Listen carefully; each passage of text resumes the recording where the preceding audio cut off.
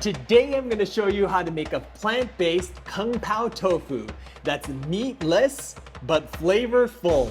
So stick around.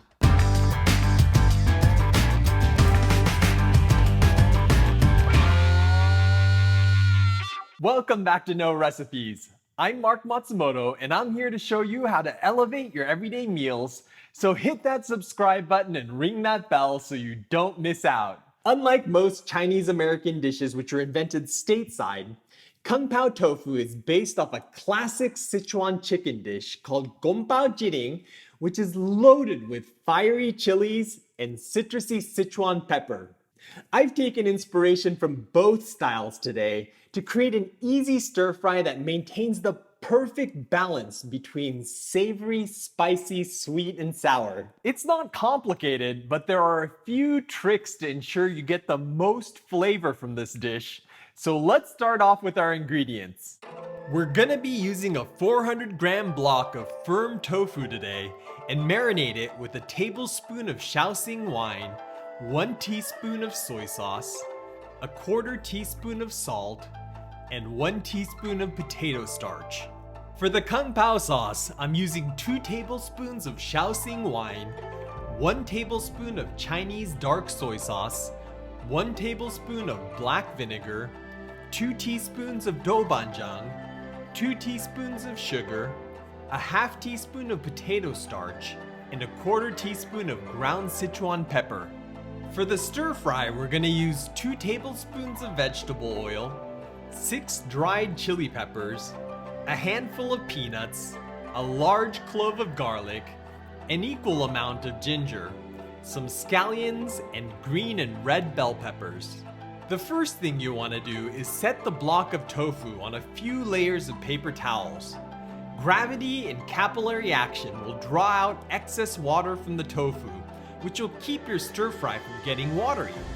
Ideally, you want to let this sit for about an hour, but if you're pressed for time, even a few minutes is better than none.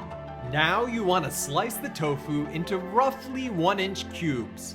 If they're too big, they're not going to get seasoned properly, but on the other hand, if they're too small, they're going to fall apart when you stir fry them. To marinate the tofu, I'm going to add the Shaoxing wine, soy sauce, and salt to a bowl and mix that together. Then I'm gonna add the potato starch and stir the mixture until there are no clumps left. Finally, you want to get the tofu in there and coat it with the marinade. This is gonna be a bit tricky because stirring it is gonna make the tofu disintegrate. The best way I found is to use a swirling motion to get the marinade to kind of slosh up on top of the tofu, but you can use whatever method works best for you. Okay, let's set this aside while we prep the other ingredients. Next, I'm gonna peel the ginger with a spoon. This is the best way to get into all the nooks and crannies without wasting a ton of ginger. Now I'm gonna slice the ginger into coins against the grain. We're gonna line those coins up and slice them into a julienne. Then we're gonna turn the sticks 90 degrees and mince the ginger up. If you don't get it all in one pass, just go back over it like this. For the garlic, I'm gonna give it a few whacks with the side of my knife to loosen the skin, but you don't wanna pulverize it. Then I'm gonna cut slits into the garlic from the tip almost to the root. Rotate that a 1/4 turn and cut slits in the same direction. Finally, I'm gonna turn it 90 degrees on the other axis and mince the garlic up. You'll end up with a little nub on the root end that you can discard. For the bell pepper, go ahead and remove the stem and core by cutting around it. Then you want to go back and trim away any light colored membranes. Now I'm going to cut this into broad strips. Turn those strips 90 degrees and cut the pepper into squares that are about the size of your tofu. Same deal for the green peppers. You want to start by removing the core and the light colored membranes. I couldn't find any green bell peppers today, so I'm using another mild green pepper. These are smaller and lighter than bell peppers, so I'm using a few more. But if you're using a green bell pepper, you want to use the same amount as the red one. Now we just want to chop these up into squares as well. Finally, I'm going to chop up the scallions for garnish. This is optional, but it'll make your Kung Pao Tofu present better, and the hint of crispy onion is a nice fresh addition to the stir fry at the end. For the sauce, I'm gonna make it in a bowl by adding the Shaoxing, dark soy sauce, black vinegar, doubanjiang, sugar, potato starch, and Sichuan pepper. Then I'm gonna stir this together until everything is dissolved. The potato starch will settle after some time, so be sure to give it another quick stir when you're adding it into the pan. Okay, our prep's done, so let's start cooking. I've got a large frying pan over high heat, and I'm gonna add the oil, peanuts, and chili peppers. We're gonna stir fry this until the peanuts are golden brown and the chilies have turned a very dark shade of red. We're basically oil roasting the peanuts, so it's important to keep them moving around the pan constantly, otherwise they're gonna brown unevenly. Okay, these are looking perfect, so let's get them out of the pan while leaving as much of the oil behind as possible. Next, I'm gonna add the ginger and garlic and give it a swirl in the oil. Then you want to drain off the marinade from the tofu and add it in a single layer. Let this fry undisturbed until it starts to brown on one side.